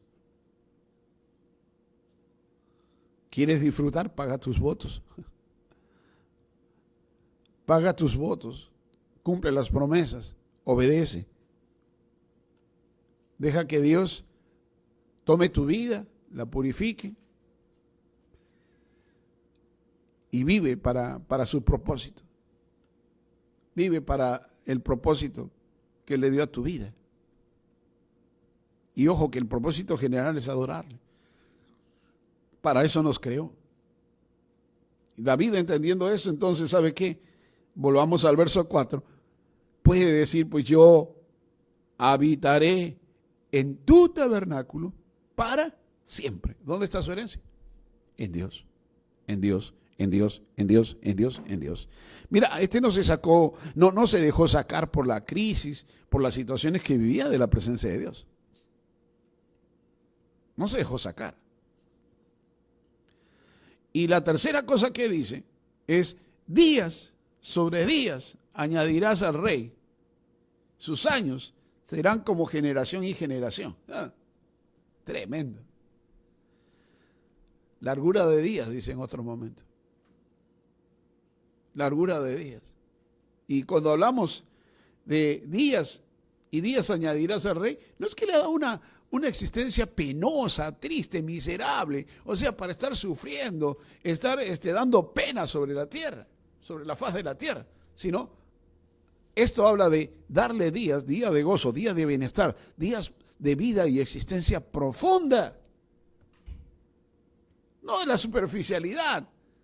No está hablando de vanidades, no está hablando de cosas superfluas, no está hablando de cosas sin sentido, no está hablando de esa gente que aún estando en la iglesia ni siquiera entiende para qué vive, no entiende cuál es la razón de su existencia, no entiende por qué debe servir al Señor, no entiende lo que significa la obediencia, no entiende lo que significa amarle, no entiende lo que significa adorarle, no entiende lo que significa servirle, no entiende lo que significa temerle, etcétera, etcétera, etcétera. Entonces vive de cualquier manera. David, ¿no? ¿Conocías el Salmo, seguro? Yo estoy más seguro por el Espíritu que ahí había gente ya que decía, ¿qué cosa va a decir ese Salmo? Y ¿sabes qué? Quizás la ventaja es que tenemos viendo toda la literatura davídica por mucho tiempo y entendemos. Y cuando hablo de davídica, no quiero que me jalen, porque he sentido clarito la idea de que algunos están pensando que estoy en la nota judía. No me interesa ese asunto. Estoy hablando de las revelaciones que Dios le da a este hombre en el campo de la revelación y del conocimiento y la presencia de Dios y de la gloria de Dios. Entonces, por eso estudiamos a David, por muchos años, casi 20 años. Bueno, aunque el libro, por cierto, de mi vida es de los Salmos, ¿no? Pero entonces, mire, Dios le añade días, es decir, le añade vida verdadera. No, le da días de sufrimiento, le añade vida. Y eso es lo que dice David, días sobre días añadirás al rey. ¿Ah? No quiero trasladar esto al campo de la cristología y de pensar que también eso está ligado al Señor Jesucristo como Rey de Reyes, pero dejemos eso ahí. Y mira, entonces, hasta ahí nosotros tenemos algo muy interesante. Y en el verso 7, eso lo vamos a tocar 2 veces, desde el punto de la tercera división y de la cuarta. En la tercera división dice que estará. Ese es otro regalo, otra bendición. Estará para siempre delante de Dios. Estará para siempre delante de Dios. Mira esa bendición. No dice estará para siempre, y lo voy a decir con cuidado porque no quiero que me malinterpreten. No dice estará por siempre en la iglesia. Dice estará por siempre, para siempre, delante de Dios. Estamos hablando de su presencia, estamos hablando de su realidad, estamos hablando de ese Dios existente, ese Dios que es real, que permite que sus hijos estén en su presencia. Entonces volvemos al inicio y estamos hablando entonces de conocerle, pero conocerle de manera experiencial, o sea, de una manera cercana, de una manera profunda, conocerle en el día a día, así como lo conocían pues los antiguos, ¿no? Como lo conoció, por decir, Abraham, que tuvo la dicha de que el Padre, Hijo y Espíritu Santo bajaran a cenar con él, porque Dios caminaba sobre la tierra. Habló con Noé, se llevó a Enoc. Y mira que el mismo Moisés, ya que está mucho más adelante con todas las dificultades, las mezclas que se tienen en Egipto, etcétera, etcétera, etcétera, él termina hablando con Dios como habla con su amigo, como quien habla con su amigo, que le dice que le muestre su rostro. Que era gente que no conocía de Dios, conocía a Dios, conocía a Dios. Esa es la diferencia. Hoy día mucha gente conoce de Dios, pero no conoce a Dios. No conoce a Dios. Y esa es la pregunta que debes hacerte en esta noche. ¿Conozco de Dios o conozco a Dios? Tú puedes haber leído mucho, puedes saber griego, hebreo, pero si no conoces a Dios, entonces tu Dios es un misterio todavía. Tu Dios es alguien que no es digno de confianza. Tu Dios es alguien que no lo conoces, no lo puedes seguir, no lo puedes amar, no lo puedes adorar. Tampoco vas a obtener la bendición,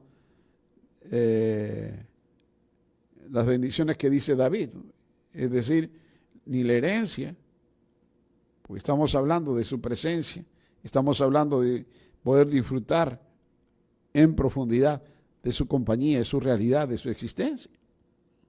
Entonces dice David que otro beneficio que Dios da a sus hijos, porque Él atiende a sus hijos, es que van a estar para siempre delante de Dios. ¡Qué maravilla!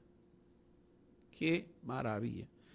Lamento decirlo de esta manera, ¿no? O sea, tú podías asistir a un culto, podía en ese culto de repente haber mucha música, buena música, momentos, sí, hay momentos en que el Espíritu Santo mueve las cosas, hay ciertas manifestaciones, pero eso no implica estar en la presencia de Dios siempre.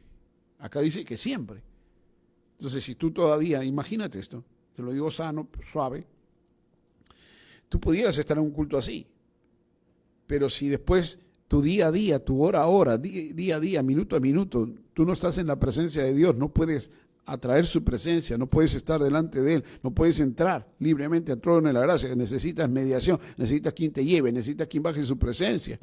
Ahí tú estás en un problema porque no conoces realmente a tu Dios y no vas a disfrutar de todo lo que Dios preparó para ti. Y entonces, en cuarto lugar, para ir terminando, la cuarta división está relacionada a lo siguiente, que Dios bendice. Dios bendice al que confía en Él. Dios bendice, no solamente escucha. Entonces, mira, la bendición de estar en su presencia, la bendición de estar en su presencia es algo es muy especial, en verdad, porque es estar delante de Dios, y la idea de estar delante de Dios, según lo que nos dice el verso 7, estará para siempre delante de Dios, es algo que debe llamar profundamente nuestra atención. El Señor Jesús abrió camino para nosotros. No, a ver, lo digo mejor. La idea es que siempre que nosotros hablamos de eso, es que hay un camino abierto. El camino no es solamente que construyó un puente, no solamente que construyó un camino, sino el que te lleva al Padre es el Hijo. El poder volver al Padre pasa por esta lógica. Tú conoces al Hijo. Si no conoces al Hijo, no llegas al Padre.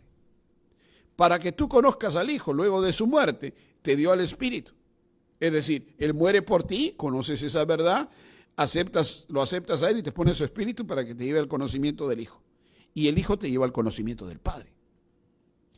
El que no conoce al Espíritu no conoce al Hijo, y el que no conoce al Hijo no conoce al Padre. Por eso es que cuando le dicen, muéstranos al Padre, y dice, ¿cómo que muéstranos al Padre? ¿Cuánto tiempo estoy aquí? Y no me conoce, el que me ha visto a mí, ha visto al Padre. Y no es porque hay una identificación, una unión filial solamente, sino porque Él es el camino real. Él es una persona, no es una cosa. No es que construye un camino, Él es el camino. Y en la medida que el Espíritu pone en tu vida, construye el carácter de Cristo, la vida sobrenatural, hace que esa simiente divina dé su fruto, que la naturaleza divina que ha puesto en ti se manifieste, que la esencia divina que hay en ti se manifieste, que la mente de Cristo se manifieste y que la gloria de Cristo se manifieste en tu vida. Entonces somos manifestados delante del Padre y estamos delante de Él, sin obstáculos, sin temores. Sin obstáculos y sin temores. Mira qué maravilla. Mira qué bendición. Tienes libre entrada al trono de la gracia. En segundo lugar,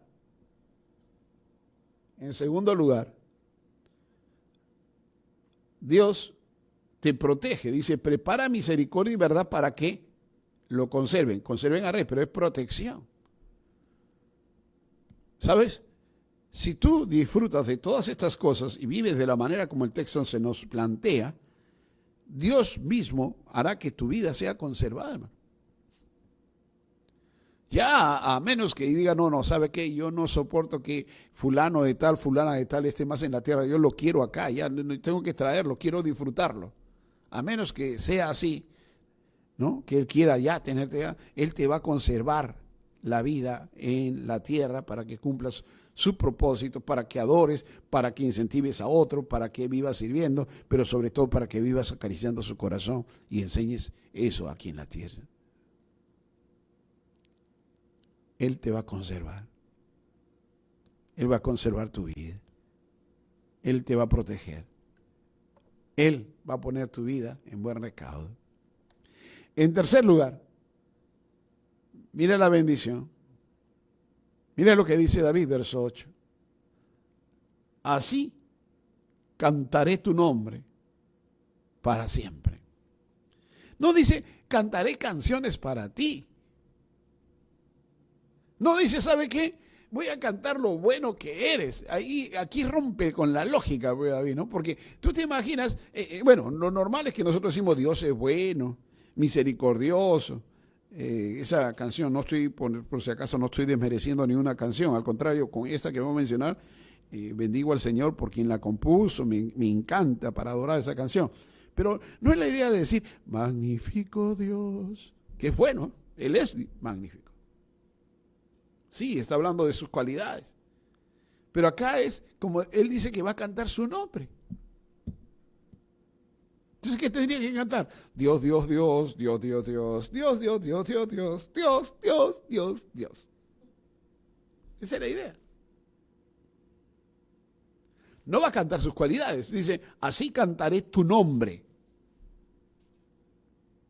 Así cantaré tu nombre.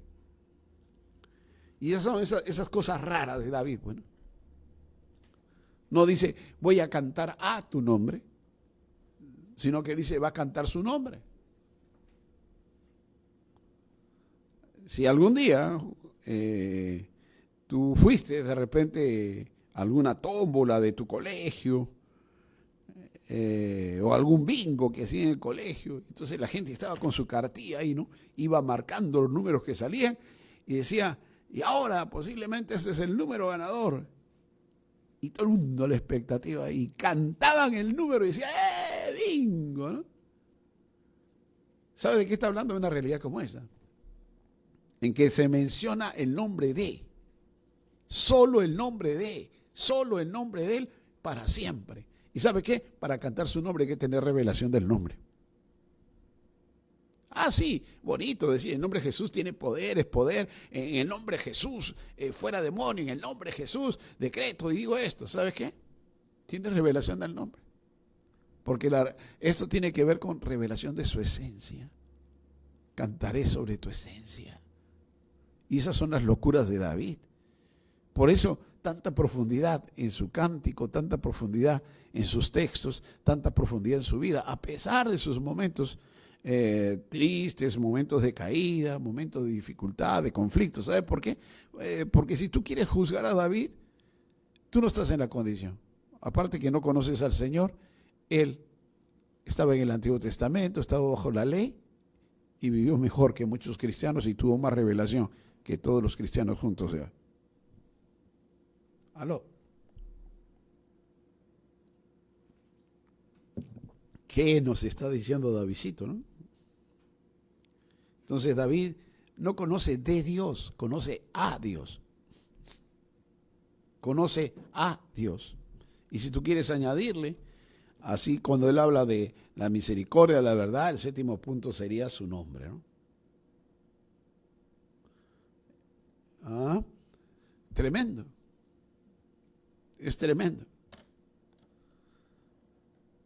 ¿Podrías tú decir que puedes cantar su nombre? Cantaré tu nombre. Dice. Qué maravilla. Cantaré tu nombre.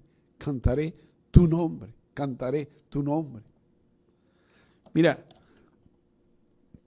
esto quizás no lo sabías. Si lo sabías, en buena hora. Si no lo sabías, hay que aprenderlo. Hay muchas historias de los cristianos del primer siglo. Y entre esas historias, eso está en uno de los libros de esa serie, una serie que salió hace un poco más de, si mal no recuerdo, entre 35 y 40 años, 35 años debe haber sido. Una serie que se llamaba Creo en la resurrección, creo en la revelación, creo en la evangelización y creo en la gran comisión.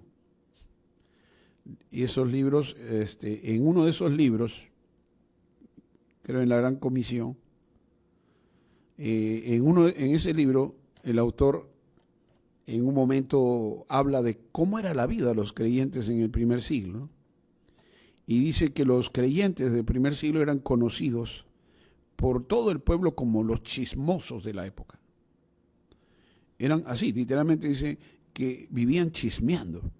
Pero es interesante que cuando uno piensa en la palabra chismear, hoy día la palabra chismear tiene malísimas connotaciones, ¿no? Porque el chismoso es el que divulga el secreto, es el que habla mal de, es el que lleva y trae, es el que critica, etcétera, etcétera, ¿no? El que anda descubriendo la vida de los demás y buscando qué hablar de los demás.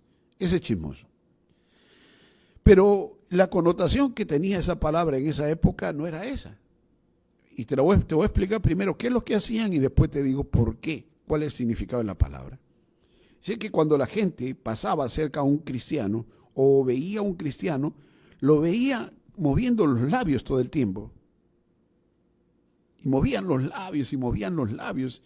Y la gente decía, ¿qué están diciendo? ¿Por qué no hablan en voz alta? Están hablando bajito, seguro están hablando mal de nosotros. Pero ellos vivían todo el tiempo por las calles, por donde podían, iban. Ya Jesús había muerto, había partido. Y en su boca no había otra cosa que esta palabra. Jesús, Jesús, Jesús, Jesús, Jesús, Jesús, Jesús, Jesús. El amor que le tenían, la admiración que le tenían, sobrepasaba pues todo límite de imaginación.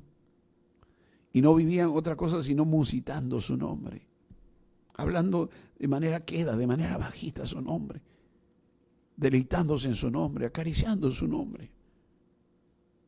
Porque Jesús para ellos era todo.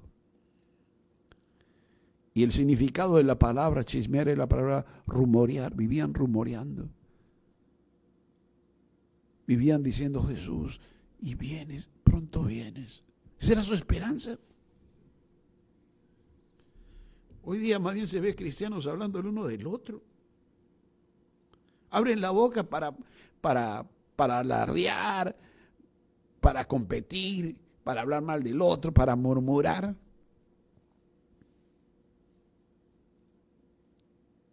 Pero si tú adoraras, ¿sabes qué? No podrías vivir como vives y todo el tiempo estuvieras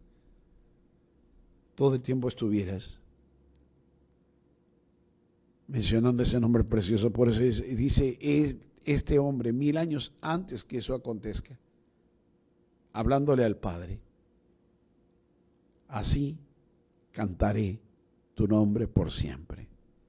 Los cristianos del primer siglo hablaban de Jesús por eso todo el tiempo. Y le adoraban. Y le adoraban. Y le adoraban. Voy terminando.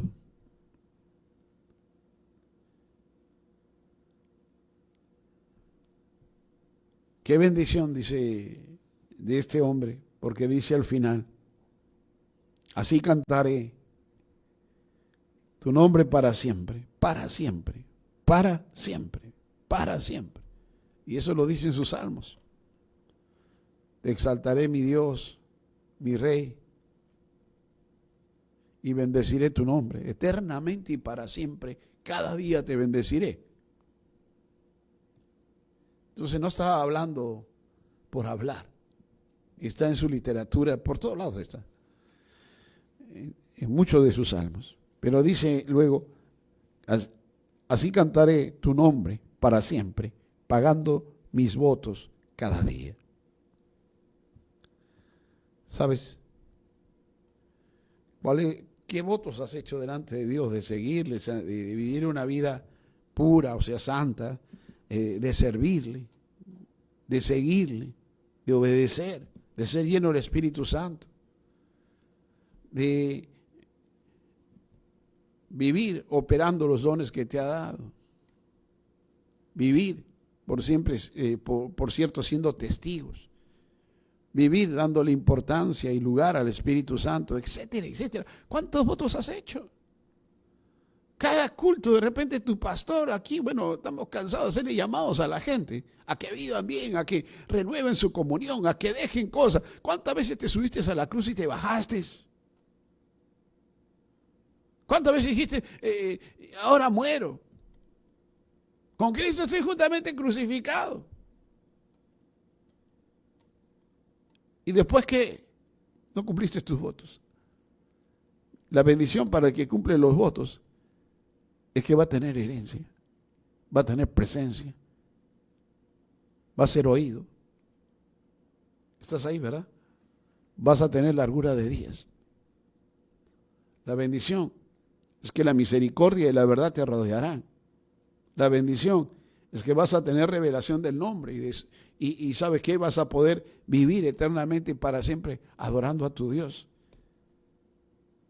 Vas a vivir protegido por ese Dios que es roca, ese Dios que es refugio, ese Dios que fortaleza, no que te pone en una roca, no que te pone en un refugio, no que te pone en una fortaleza, sino es el Dios que te cubre con su cuerpo, con sus alas.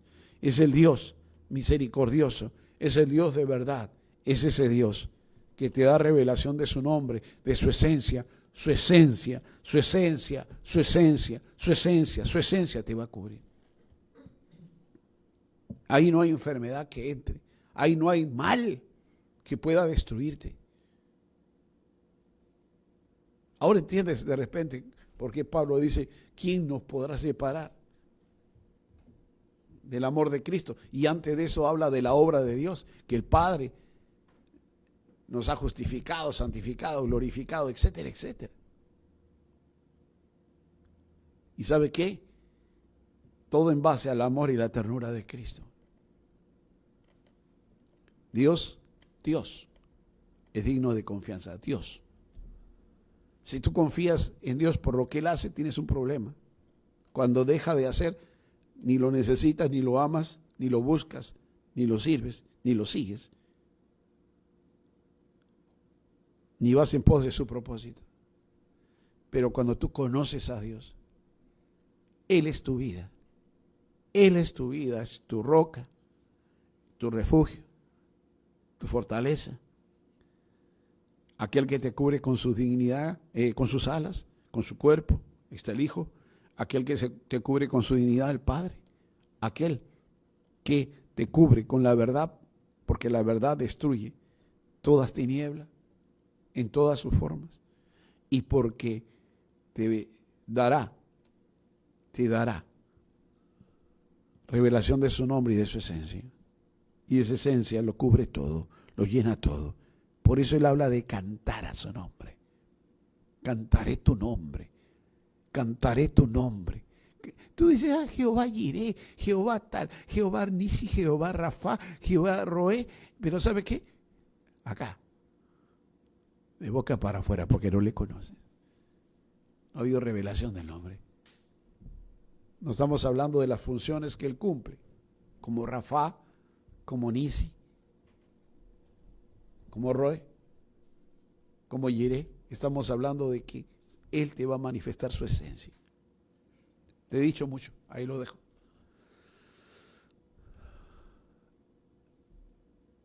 En Dios debemos confiar.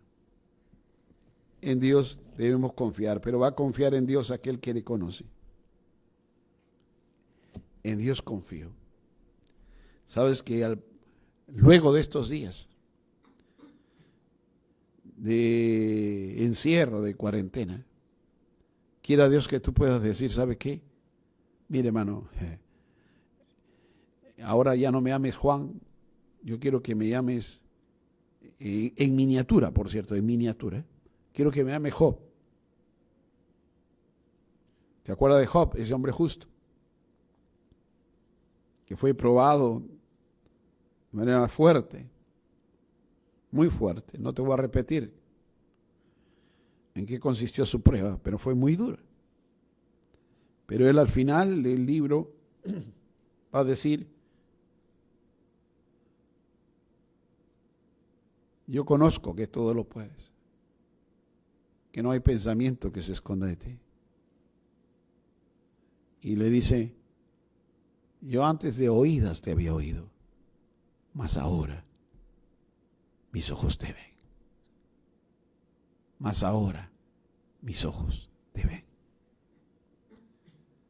Que Dios en su misericordia te permita que en este poco tiempo que falta, que para ti es de aburrimiento, de cansancio, no puedes salir, no puedes caminar, te tienen confinado. ¿Sabes qué? Que este poco tiempo que falta sea un tiempo que puedas aprovechar profundamente, tremendamente, para crecer en tu confianza. En Dios.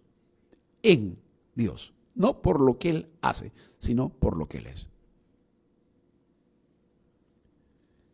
Y al crecer, tengas revelación de ese Dios maravilloso. Y puedas tú habitar en su presencia, en el tabernáculo para siempre. Puedas estar en su presencia para siempre. Que Dios nos ayude, que Dios te ayude a vivir de esa manera. Dios es digno de toda confianza. No importa lo que pueda hacerte el hombre, lo que quiera hacerte el hombre. Dios es digno de confiar. Ya lo demostró dando a su Hijo por ti. Ya lo demostró haciendo obra maravillosa por ti, pero ya lo demostró manifestándose a ti, que es lo más importante.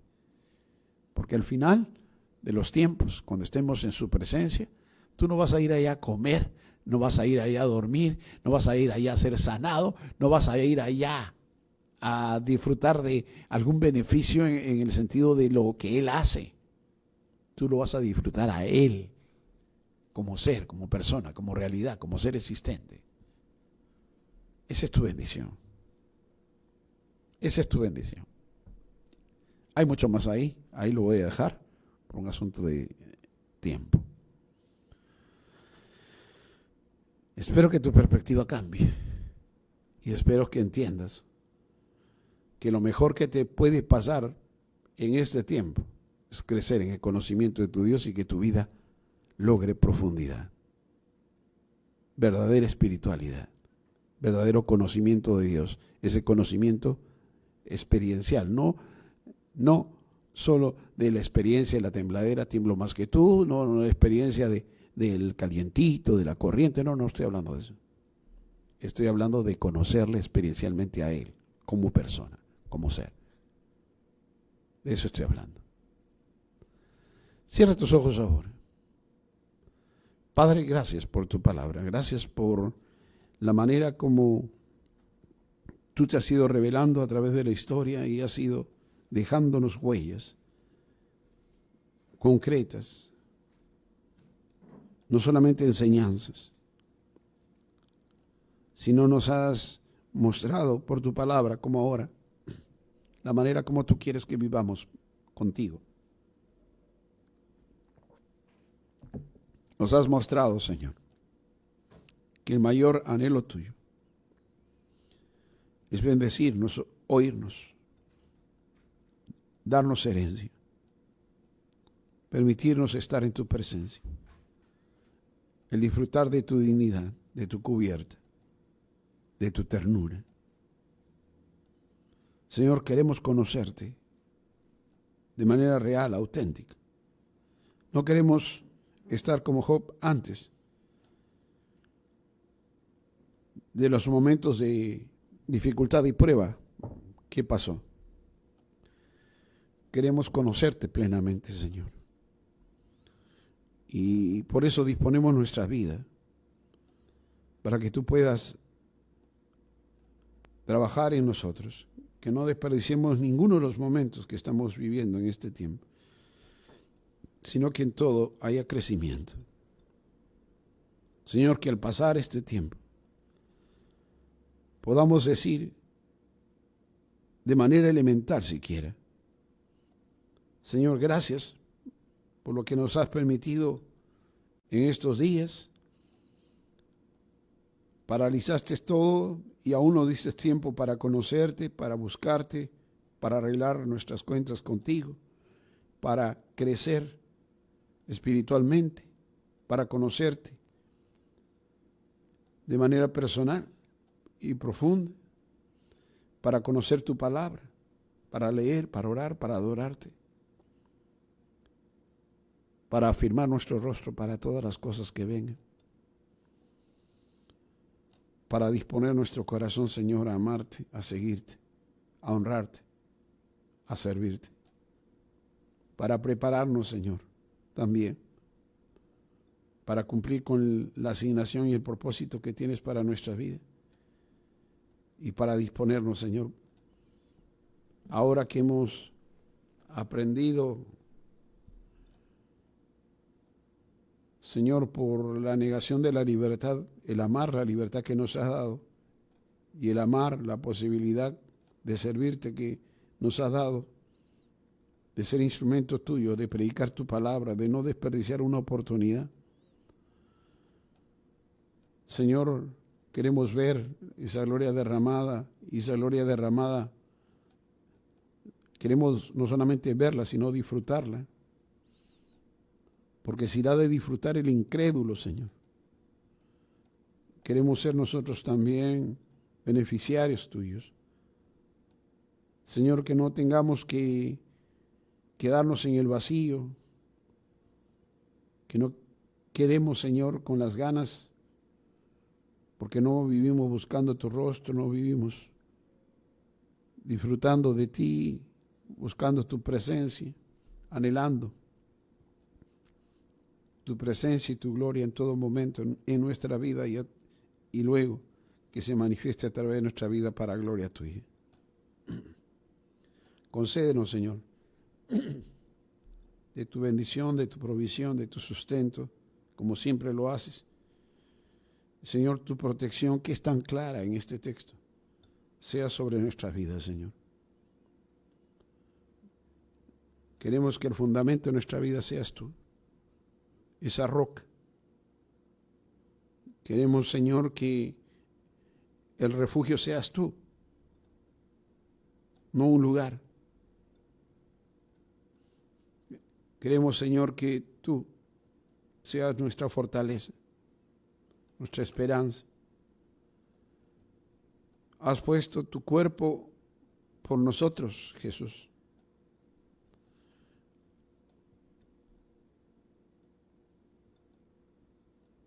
Has muerto por nosotros para sanarnos, salvarnos.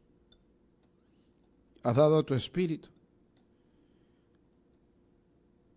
Y tu espíritu ha preferido vivir en nosotros este tiempo, formar tu realidad en nosotros.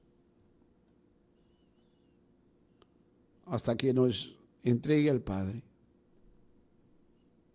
Por eso queremos honrarte, Hijo, honrarte, Espíritu, honrarte, Padre. Gracias por protegernos, mi Dios. Porque tus planes son completos, son totales. Porque tu cubierta es suficiente, es total. Más allá de eso no existe. Y gracias, porque tu misericordia, tu verdad y tu esencia están sobre nuestras vidas. Somos tus hijos. Somos tus hijos. No importa, Señor, qué quiere hacer el hombre contra nosotros, no importa la situación, la circunstancia que pudiéramos pasar. Tú estás en nosotros, con nosotros. Tú eres nuestro Dios. Tú eres nuestro Dios. Tú eres nuestro Dios. Te adoramos, te bendecimos, confesamos nuestro amor por ti. Gracias por tanto amor, por tanta ternura. Enséñanos a amarte como tú te lo mereces. Gracias, Señor, por estar en nosotros y entre nosotros. Nos regocijamos en ti. Nos regocijamos en ti. Una vez más te bendecimos. Estamos a tu disposición, Señor. En el nombre de Jesús. Guarda a tus hijos, guarda a tus hijas. Bendice a tu pueblo. Gracias por aquellas que le has permitido la bendición de ser madres, de ser co-creadoras junto con el varón y contigo en, Señor, la extensión, en la reproducción de la raza nuestra. Gracias por tu amor, bendícelas. Bendícelas. Y ayuda a los varones, Señor, a tener esa experiencia profunda contigo, a todos, pero sobre todo a los varones, para entender tu ternura y a todos poder adorarte, como solo tu Espíritu puede llevarnos a hacerlo. En el nombre de Jesús. En el nombre de Jesús. Amén. Amén. Antes de terminar, quiero decirte lo siguiente: comparte el video, este video y los demás, compártelos con todos tus amigos. Estamos haciendo casi una serie, no sé si te has dado cuenta. Y todo conforme el Señor nos habla, que te digamos, te consolemos, te exhortemos, todo está ahí. Te demos alguna ayuda por la palabra para entender lo que estamos pasando. Conforme a todo eso hemos ido hablando. Entonces comparte, no te quedes tú mirando solamente el video, sino pásalo a todos tus contactos. Pon compartir ahora, compartir ahora, y ahí se lanza. Y hazlo inclusive un par de veces. ¿Por qué? Porque de repente, si lo haces en 10 de la noche, 11 de la noche, la gente está durmiendo. Hazlo también al mediodía, al siguiente día, para que lo puedan ver y puedan ver tu envío, y entonces puedan luego ver el video completo. Que el Señor te bendiga. Estamos viéndonos nuevamente por este medio muy pronto, pero pronto también, lo más pronto creo yo, vamos a tener la bendición de poder estar juntos nuevamente como antes y de seguir entendiendo el plan de Dios para nuestra vida y obrando como testigos del Señor Jesucristo, porque su venida está pronta. Que Dios te guarde. Bendiciones.